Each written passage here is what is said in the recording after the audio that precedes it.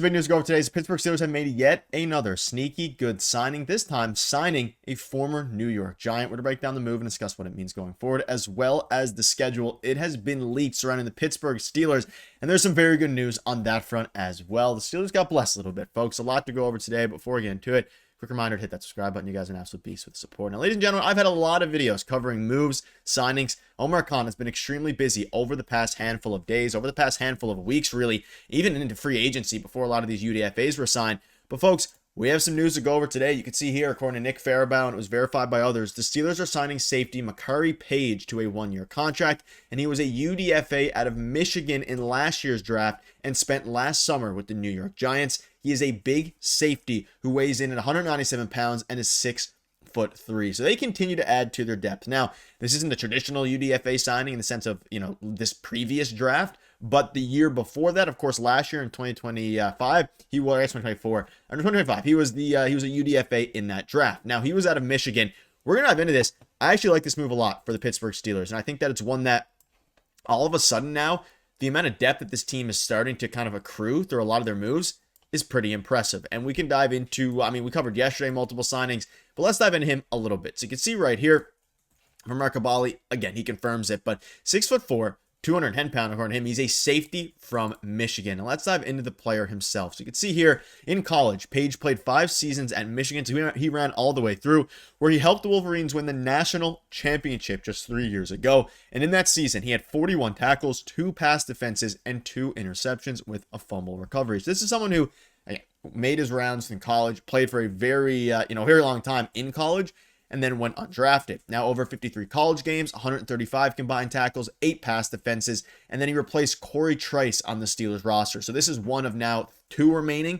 There was 3 at the time, of course. Now Paige takes up one of them. You now have 2 remaining roster spots open for Paige, because Corey Trice, of course, got released due to injuries. I'm fine with them taking a flyer to replace, Corey Trice. Now, Trice is more so a cornerback, but they still replace it and remain kind of on the defensive side of the ball. But you could also see this here. Again, we know there's kind of a clear change of philosophy with this team. And you can see here the change the Steelers made in the secondary will give them depth at safety instead of cornerback. In college, Paige lined up at a variety of positions. He showed versatility in college, according to Pro Football Focus, playing extensively as a slot/nickel cornerback, free safety, and strong safety. So he was quite good in college, had some very good runs there, was pretty, wasn't highly touted as a prospect, but there was some, write-ups done about him. It is interesting. There's a couple pieces of this I want to dive into a little bit more, but before we get into the rest of the news, folks, do want to let you know this video is brought to you by PrizePicks, and PrizePicks is America's #1 sports picks app and the best way to get in on the action. And folks, we're going to have some of my crazy picks and crazy promotions that are happening right now with PrizePicks. But before we get into all of that later in the video,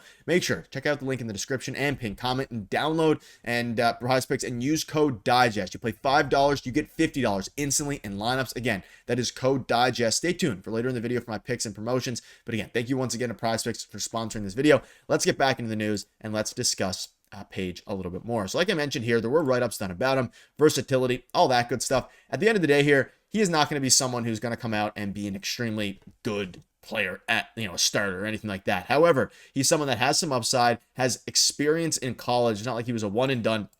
And he can provide some depth to this team now at safety, which they could use. And he hasn't played yet in the regular season. Last year, obviously, he was cut in April, so about a month ago, as a part of the cuts. But they now have a fully healthy guy to replace Corey Trice. And Trice was dealing with injuries. You have someone who can replace him. Obviously, covered this in yesterday's video. Corey Trice, the 7th round pick, at times looked really, really good. Like, in a nutshell, I'd rather Corey Trice over Paige. But right now, you can't, risk the injuries that Corey Trice has been going through. Corey Trice obviously hasn't been able to stay healthy, whereas you have a guy now who entered the draft just last year, a little bit more upside, I think, potentially for this team, and you're in a pretty darn good spot. So comment down below what your thoughts are on this.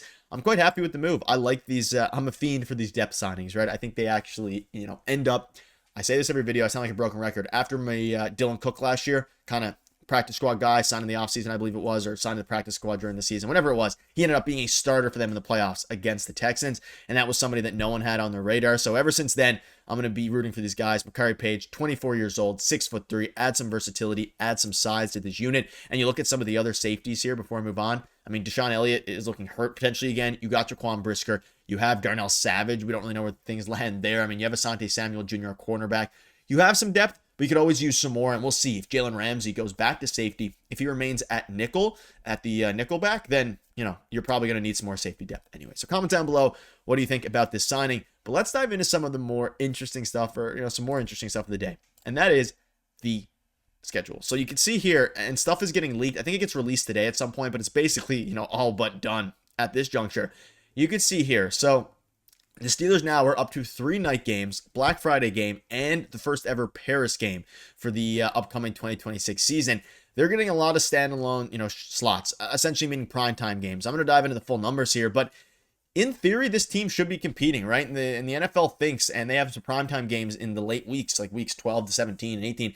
They are going to be playing some extremely, extremely good opponents, but they're also going to be in prime time because the fan base, obviously, it's the best fan base of football. But regardless of that, the NFL thinks that they're going to actually make it deep and actually be in a playoff spot, right? Which is something we haven't seen in previous years. And you can go through and actually look at some of the numbers here. The Steelers are going to have 4 primetime games in 5 weeks from week 10 to 14, which is a pretty ludicrous number, right? That's a pretty ludicrous number. And if we actually dive into what the games are looking like, we can look at it here, right? So you start with the Falcons at a 1 p.m. Eastern time home opener in week 1. And through the first 5 weeks now, we don't know exactly. A couple of them haven't been released yet. So we don't know if their bye week's going to be, week 4. It could be in between, week 9. Falcons, Patriots, Bengals, Colts. That is a tough start, right? Like, you hope you can take care of the Falcons. The Patriots obviously, made the Super Bowl last year, lost to the Seahawks. That's going to be a tough game. The Bengals, they're supposed to be really good this year. Like, I think they're going to be much better than they were last year. They obviously got, Dexter Lawrence. They're really solid. The Colts, we'll see. The Buccaneers are pretty good. Like, there's a lot of tough games, but it gets a little bit easier towards the tail end. You have the Saints, the Browns, the Bengals, but then the Broncos, the Texans, and the Jaguars. So not significantly easier. Like, it's a bit of a tough schedule, but it's blessed in the form of you get to see a lot of, we'll get to see a lot of primetime games. And I'll be going live for every single game this year. You can hold me to that. And, ultimately, you got to hope that they can actually take our business and get hot early, because there's still a lot of games to be left here. But man, Falcons, Patriots, Bengals, Colts, like, not too bad. Again, home opener against the Falcons, get your feet wet. We don't even know who our cornerback is, for crying out loud. So at this juncture, we're trying to figure out who our quarterback is. It's probably going to be Aaron Rodgers. But yeah, comment down below. What do you think about this schedule? Do you think they screwed us a little bit? Do you think they blessed us a little bit? Where are you following with it? Again, we have a plethora of primetime games. You have 4 in 5 weeks, which is insane, which is an insane number. I love it though. And of course, one of them is the Sunday Night Football, Steelers at Bengals on November 15th. That'll be electric. By then, we'll have some sort of idea of where the Steelers are kind of standing, how the team is looking. It's going to be an exciting year, ladies and gentlemen, and one that I'm pretty pumped to cover here on the channel. Before we wrap up, I'm also pumped to cover my picks of the day. So tomorrow, it's going to be Cavs against the Pistons in game number 6.